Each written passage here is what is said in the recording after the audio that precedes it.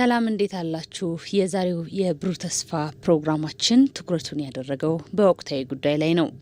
አረንጓዴ አሻራ ምርታማነትን በማሳደግ የምግብ ዋስትናን ለማረጋገጥ የሚደረገውን ጥረት እያገዘና ለውጭ ምንዛሬ ግኝት ትልቅ ድርሻ እያበረከተ መሆኑን ጠቅላይ ሚኒስትር አብይ አህመድ ገልጸዋል። መርሃ ግብሩ ከተጀመረበት ጊዜ አንስቶ እያስመዘገባቸው የሚገኙት ዘርፈ ብዙ ስኬቶች ኢትዮጵያ ወደ ተሻለ የኢኮኖሚ ሉዓላዊነት እየተሸጋገረች መሆኗን ማሳያ ሆኗል። አረንጓዴ አሻራ የተፈጥሮ ሀብትን በማሳደግ ለግብርናው ዘርፍ መጠናከር መሰረትም ሆኗል። መርሃ ግብሩ የኢትዮጵያ የውጭ ምንዛሬ ግኝት እያሳደገም ይገኛል። የምግብ ዋስትናን ለማረጋገጥ የሚደረገውን ጥረትም እያገዘ ነው። የዘንድሮውን አረንጓዴ አሻራ መርሃ ግብር ጠቅላይ ሚኒስትር አብይ አህመድ በይፋ ማስጀመራቸው ይታወሳል። የ2018 አረንጓዴ አሻራ መርሃ ግብር በቢሾፍቱ ሆራ ሀርሰዴ በይፋ ተጀምሯል። የጠቅላይ ሚኒስትሩን መልእክት ተከታትለን እንመለስ።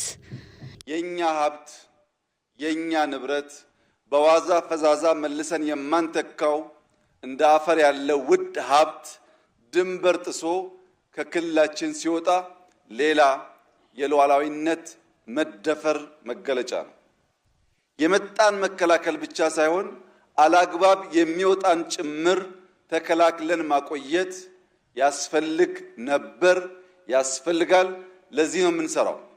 ባለፉት ዓመታት ኢትዮጵያ በተሟላ ሁኔታ ሳትገነዘብና ሳታቅ ያጣችው የአፈር መጠን በገንዘብ ሊተመን አይችልም። ከፍተኛ ሀብት ስናጣ ቆይተናል። ያንን አፈር ከመሸርሸር በነፃ ከመጓዝ ከምስጋና ውጭ ከመቀበል ተከላክሎ ማቆየት ሉዓላዊነትን የምንከላከልበት አንዱ መገለጫ ነው። አረንጓዴ ወርቅ ቢዋቡት ጌጥ ነው፣ ቢነግዱ ቢሸጡበት ደግሞ ሀብት ነው። ቡናን ተመልከቱ። ከ600 ሚሊዮን ዘንድሮ 3 ቢሊዮን ገደማ ኤክስፖርት እንደርሳለን። ስንረከብ 600 ሚሊዮን ነበር፣ ዛሬ 3 ቢሊዮን ደርሰናል። ይህ የአረንጓዴ አሻራ ውጤት ነው። የአረንጓዴ አሻራ እንቅስቃሴያችን በጀመርነው መንገድ ተቀናጅተን ተደምረን በአንድ ልቦና መስራት መትከል እስካስቀጠል ድረስ ኢትዮጵያ የተረጂነት ታሪኳ ያ ክፉ ታሪክ እጥፋት ላይ ቆመን የእርዳታ የማገዝ ታሪኳ በእኔናና በእናንተ ዘመን እንደሚጀመር ምንም ጥርጣሬ የለኝም። የኛ አባቶች አድዋ ላይ ገድል ሰርተዋል። እኔና እናንተ በግሪን ሌጋሲ ሌላ ገድል እየሰራን ነው።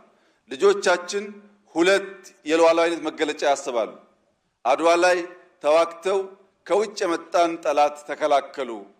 በግሪን ሌጋሲ ዘመን ደግሞ ተባብረው ችግኝ ተክለው የሚሸረሸር ተራራን፣ የሚጓዝ አፈርን፣ የሚነጥፍ ውሃን ተከላከሉ ብሎ ሁለቱንም በእኩል ልጆቻችን ለማውሳት እንዲችሉ ስለሚያስችል በሰራችሁት ስራ ገናም በምንሰራው ስራ እንኳን ደስ ያላችሁ፣ እንኳን ተሳካላችሁ ማለት እወዳለሁ። ተስፋን መትከል የነገን ብሩህ ታሪክ ዛሬ መጻፍ ነው። ተስፋን መትከል የተስፋችን ስሮች ወደ ታች ዘልቀው እንዲገቡ በማድረግ የብልጽግና ግንዶች ወደ ላይ እንዲያድጉ፣ የብልጽግና ቅርንጫፎች ወደ ጎን እንዲስፋፉ፣ የብልጽግና ፍሬዎች ከተከልነው ዛፍ የምንበላው የምንሸጠው ሀብት እንዲሆኑ የሚያስችል ነው። ተስፋ አረንጓዴ ውርስ ነው። ትውልድ የሚኮራበት ብሩህ ነገ ዛሬ የሚሳልበት የሚጻፍበት፣ ልጆቻችን ይህንን ባህል ይህንን ልምምድ ይዘው ያደጉ እንደሆነ የበለጸገ አረንጓዴ የለበሰ ከጓሮ ከማሳው የሚበላ የሚሸጥ የሚሸመትበት ሀገር ስለሚረከቡ እንደኛ በደህንነት በችግር በእርዳታ የሚታወቁ ሳይሆኑ በልተው ጠግበው ማገዝ የሚችሉ እንደሚሆን ምንም ጥርጥር የለውም። የአረንጓዴ አሻራ እንቅስቃሴያችን በጀመርነው መንገድ ተቀናጅተን ተደምረን በአንድ ልቦና መስራት መትከል እስካስቀጠል ድረስ ኢትዮጵያ የተረጅነት ታሪኳ ያ ክፉ ታሪክ እጥፋት ላይ ቆመን የእርዳታ የማገዝ ታሪኳ በኔናና በእናንተ ዘመን እንደሚጀመር ምንም ጥርጣሬ የለኝም። ኢትዮጵያ ውስጥ ከ10 በላይ አዳዲስ የፍሩት ችግኞች እያፈላን እየተከልን እንገኛለን። በሚቀጥሉት ዓመታት ኢትዮጵያ በካኳ በአዳዲስ የሮማን ዝርያዎች በማካዴሚያ በተለያዩ ከዚህ ቀደም በማናቃቸው ፍሩቶች በገበያ የምናያቸው በማሳችን የምናያቸው ሽጠን የምንጠቀምባቸው ለምግብ ዋስትናችን ሁነኛ ሚና የሚጫወቱ ስለሚሆን ባገኘን ቁጥር ማፍላት፣ ማባዛት፣ መትከል በዚያ ውስጥ ደግሞ ስራን ማበራከት ከሁላችን የሚጠበቅ ተግባር ይሆናል። ለመላው የኢትዮጵያ ሕዝብ በሚቀጥሉት 2-3 ወራት ኑ እንደተለመደው ተስፋችንን እንትከል። ኑ ለኢትዮጵያ ወንድና ሴት ታዳጊዎች ተስፋን እንትከል። ኑ በትብብር ኢትዮጵያን አረንጓዴ እናልብስ።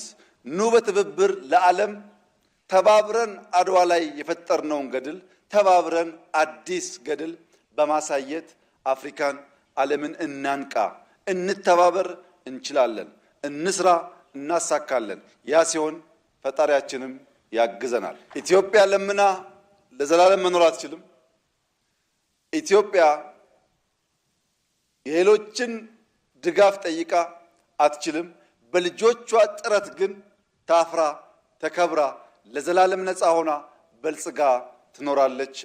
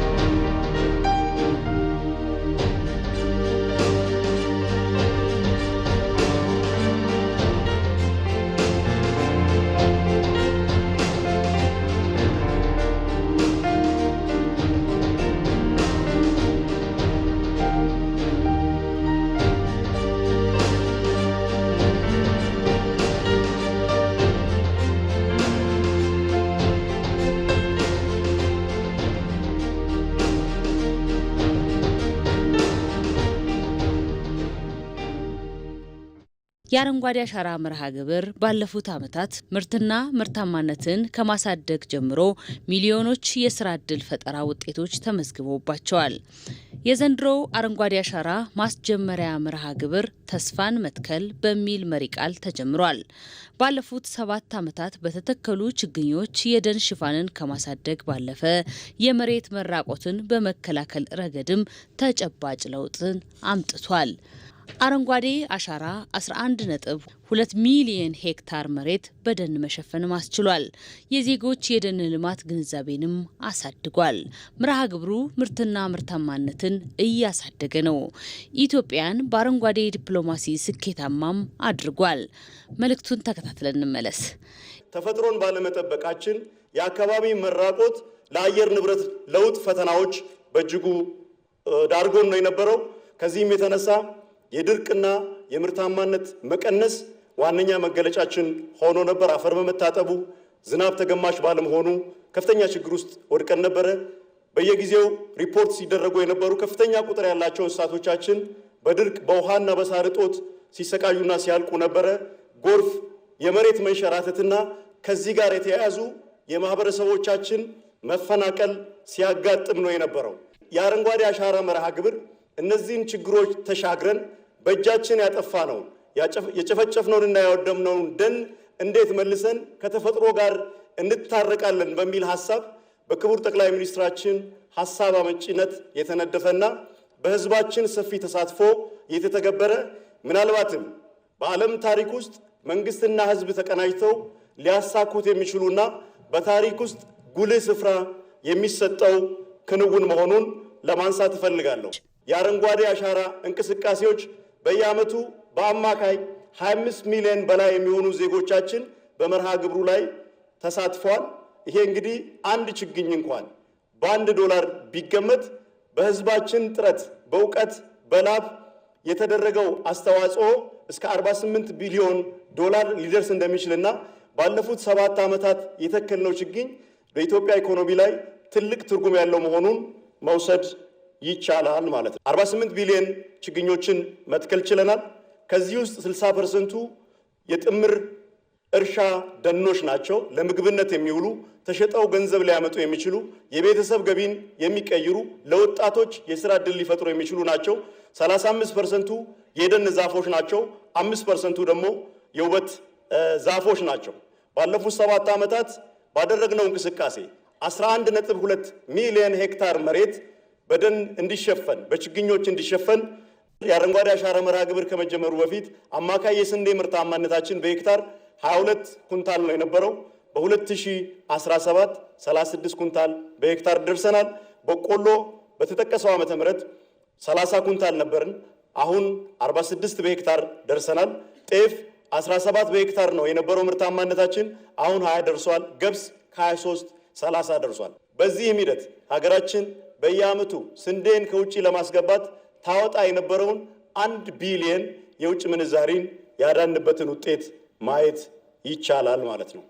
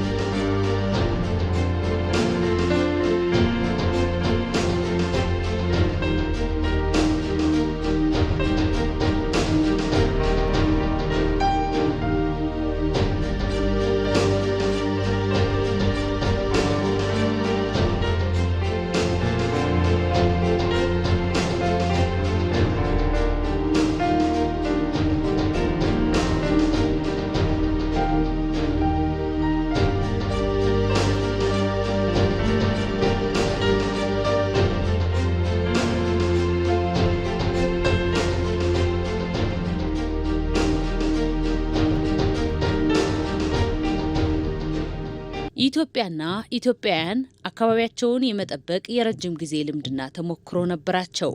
በዚህም የኢትዮጵያ ለረጅም ዓመታት ሰፊ የደን ሽፋን ነበራት። በመካከል ይህ ሀገራዊ ልምድና ተሞክሮ ተዳክሞ የነበረ ሲሆን ከቅርብ ዓመታት ወዲህ ደግሞ ሂደቱ ተጠናክሮ ቀጥሏል። በዚህም ባለፉት 7 ዓመታት ከ48 ቢሊየን በላይ ችግኞች ተተክለዋል። ይህም የአመራሩንና የማህበረሰቡን የጋራ ስኬት ሆኖ ተመዝግቧል። ኢትዮጵያ ለረጅም ዓመታት ሰፊ የደን ሽፋን ነበራት። የተፈጥሮ ሀብት ጥበቃና እንክብካቤ የአንድ ሀገርና ሕዝቦች የመኖርና ያለመኖር ዋስትና ጉዳይ ነው። 5 ቢሊዮን ችግኝ ለመትከል ማቀድ ብቻ ሳይሆን ይህ ዝግጅት ውጤታማ እንዲሆን ፍሬ እንዲያፈራ ከዛሬ ጀምሮ እያንዳንዱ ቤተሰብ ይህ ክረምት በዋዛ ፈዛዛ እንዳያልፍ በመጠቀም ሀገራዊ ትልሙን ማሳካት ከእያንዳንዱ ዜጋ የሚጠበቅ ይሆናል። ከሀገራችን አልፎ ወንድምና ህዝቦቻችንን መንካት እንዲችል ታስቦ የተጀመረ ፕሮግራም ነው። እንግዲህ የግሪን ሌጋሲን ዓላማ፣ ፍላጎት፣ ሀሳብ በተደጋጋሚ በቃል ስንገልጽ የነበረ ሲሆን ዛሬ ደግሞ በተግባር ለማሳየት ሞክረናል። ዛፍ ሲተከል ምንጭ ይመለሳል፣ አዋፋት ይመለሳሉ፣ ለግብርና ምቹ ይሆናል፣ የምንገድባቸው ግድቦቻችን ይሞላሉ። በዚሁ ልክ ለቱሪዝም በከፍተኛ ደረጃ መስህብ ሆኖ ሊያገለግል ይችላል። ዛፍ መትከል መድኃኒት መትከል፣ ዛፍ መትከል ምግብ መትከል፣ ዛፍ መትከል ውበትን መትከል፣ ዛፍ መትከል ኃይለኛ ውሃ ተቀናጅቶ ሊያጠፋን ሲመጣ የሚከላከልን አጥር ድንበር መስራት፣ ዛፍ መትከል ከተፈጥሮ ጋር መስማማትና መግባባት ነው።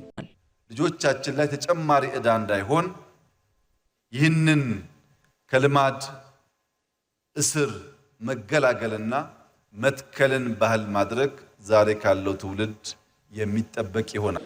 ለክላይሜት ሰሚት አክቲቪዝም ብቻ ሳይሆን አክሽን ያስፈልጋል። እንደ ኢትዮጵያ እየተከል ክላይሜታችንን እናክም የሚል እሳቤ ዓለም አምኖ ወደኛ ከመጣ ማንሰራራት ከዚህ ወዲያ ከየት ሊመጣ ይችላል?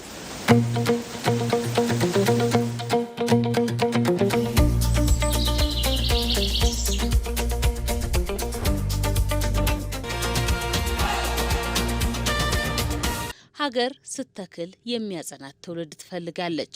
የአረንጓዴ አሻራ ተግባር ፍሬ እንዲያፈራ ሁሉም ዜጋ የባለቤትነት ስሜትን ሊያጋራ ይገባል። አረንጓዴ አሻራ ለኢትዮጵያን ደን ልማትና ምግብ ዋስትና አስተዋጽኦም አድርጓል። ችግኞቹ የሚበሉ ለመድኃኒትነት የሚውሉና አካባቢን የሚያክሙም ናቸው። ነገን ዛሬ መትከል ትውልዱ የሚወርሰው ንጹህ ጥሪት ነው። ለዛሬ የያዝነው ፕሮግራማችን ይህንን ይመስላል። ሳምንት በሌላ ርዕሰ ጉዳይ እስከምንገናኝ መልካም ጊዜ